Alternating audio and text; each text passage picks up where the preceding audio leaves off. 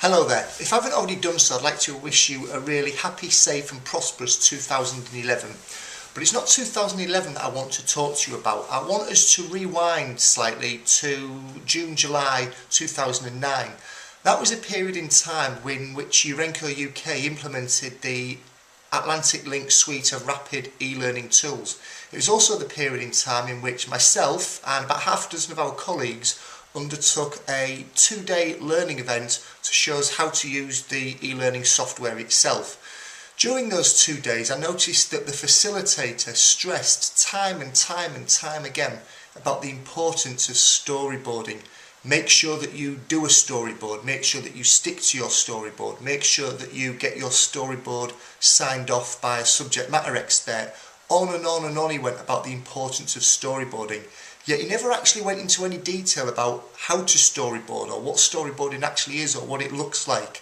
Needless to say, at the end of the 2 days, myself and most of the other e-learning authors threw storyboarding out of the window, got our sleeves rolled up and got stuck into designing the e-learning modules.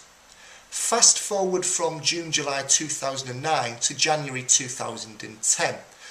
In January 2010, I attended the Learning Technologies Conference in London, and I was really fortunate enough to undertake one of the workshop sessions there on the subject of e-learning storyboarding.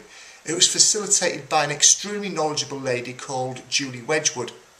At the end of that session, I have to say the penny finally dropped. I got what storyboarding was all about. I can see how important it is to the design process. I can see how it can save a lot of time when you actually come to crunch the keyboards and design your e-learning.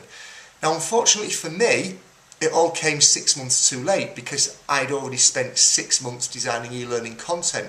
But I came to realise that if I'd had that session prior to or around the time that I'd first been introduced to the e-learning system, I would have saved myself an incredible amount of time over that 6-month previous period. So that's the reason that I've asked Julie to come onto site on the 17th of January 2011 to facilitate a half-day storyboarding session for yourself.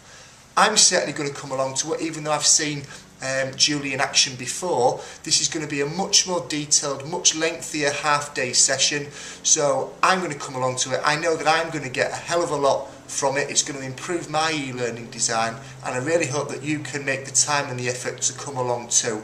I know it won't be time wasted, and I know that in the long run it will save you a lot of time back at your desk, back at your PC, designing the e-learning content.